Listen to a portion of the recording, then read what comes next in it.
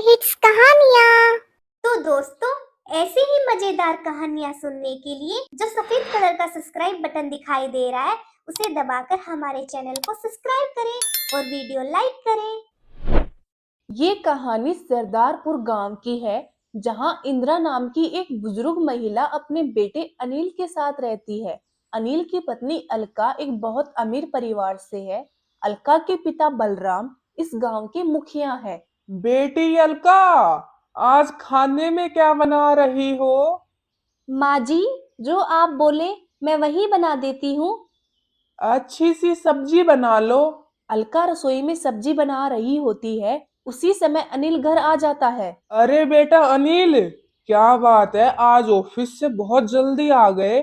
माँ, मुझे एक बहुत बड़ी फैक्ट्री में मैनेजर की नौकरी मिल रही है, जिसके लिए मुझे 5 लाख रुपए चाहिए। ये तो बहुत खुशी की बात है बेटा। हाँ माँ, लेकिन दिक्कत ये है कि इतने सारे पैसे लाऊं कहाँ से? हम ठहरे गरीब, हमारे पास इतना पैसा कहाँ से आएगा?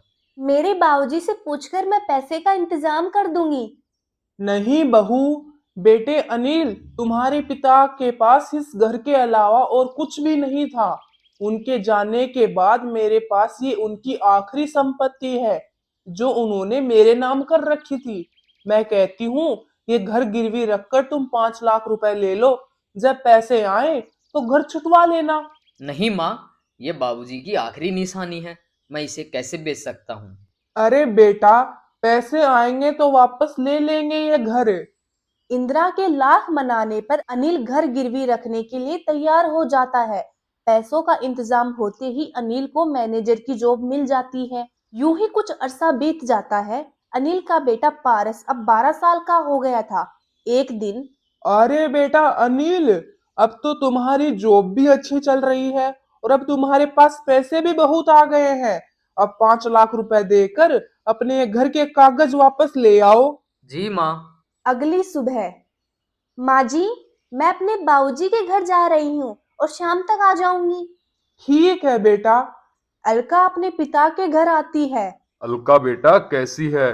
पिताजी, मैं ठीक हूँ। बेटा, तुम्हारे ससुराल में कोई तकलीफ तो नहीं है ना तुम्हें? अब आपसे क्या छुपाना पिताजी। माँ जी ने इनकी नौकरी के लिए 5 लाख रुपए दिए थे, घर गिरवी रखकर। आज माँ जी कहती है पैसे देकर घर के कागज वापस ले आओ। तो बेटा, इसमें क्या दिक्कत है? बाबूजी, अभी हमारा बेटा पारस भी बड़ा हो गया है। उसके बेहतर भविष्य के लिए हमें आगे पैसे की जरूरत होगी ना। अब ऐसे में हम 5 लाख रुपए देंगे तो बचत कैसे करेंगे? बेटी, अपने पति से कहकर कोई दूसरा घर ले लो और अपने पति और बेटे के साथ खुश रहो। पर पिताजी, अब माँ जी, उनका क्या, वो कहाँ जाएगी? अरे बेटा, वो बुढ़िया अब और कितने दिन रहेगी?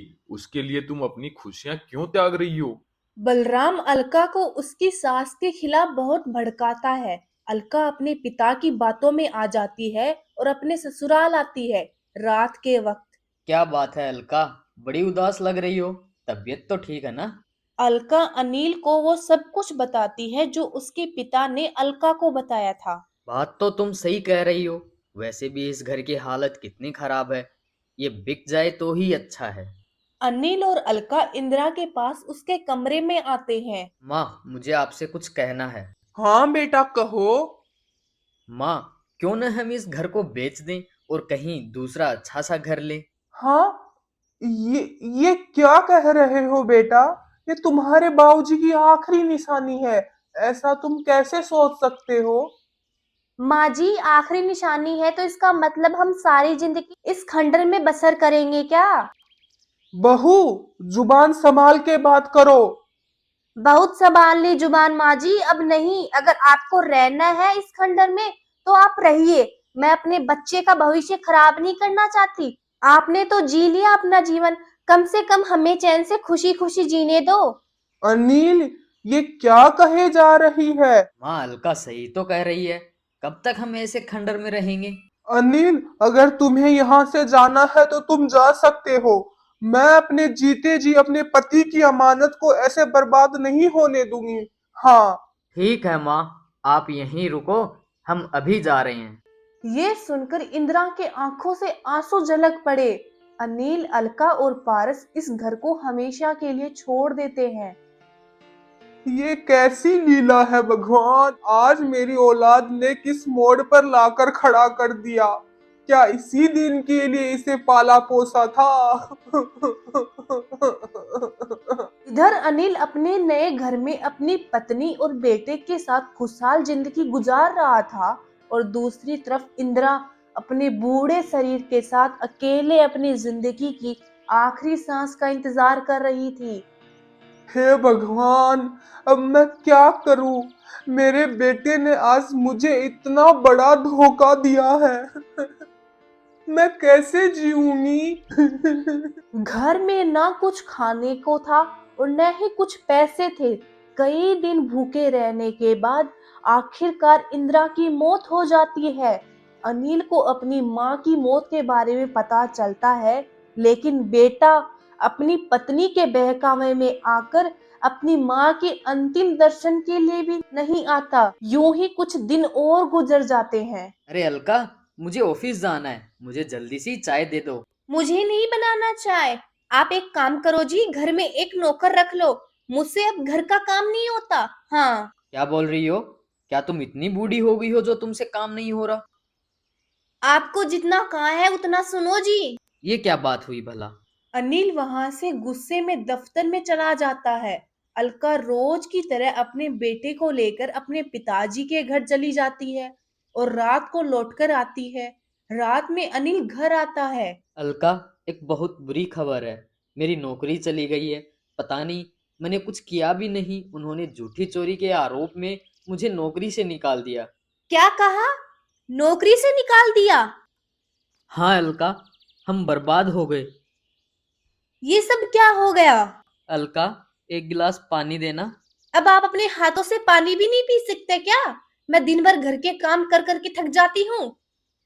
हमेशा की तरह अनिल और अलका में फिर बहस हो जाती है। तुमसे मैं शादी करके पछता रहा हूँ।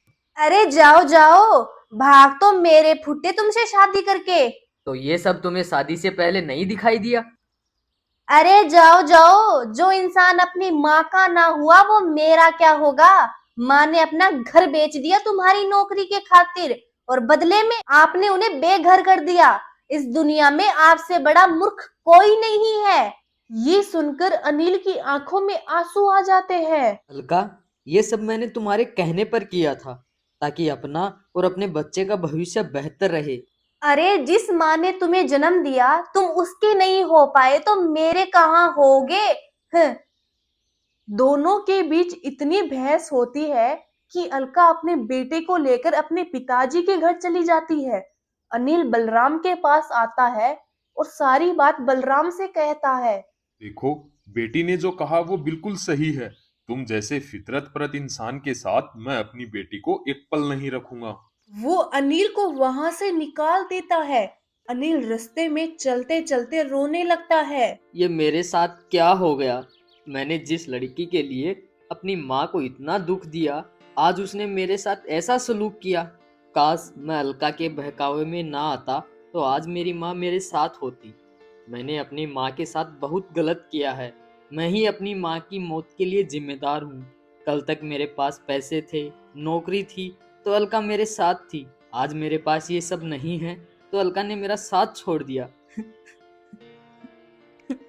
ये सब सोचते सोचते अनिल अब बहुत पछता रहा है और रो रहा है। उसे अब इस बात का एहसास हो गया था कि जिंदगी में माँ बाप से बढ़कर प्यार करने वाला कोई नहीं होता।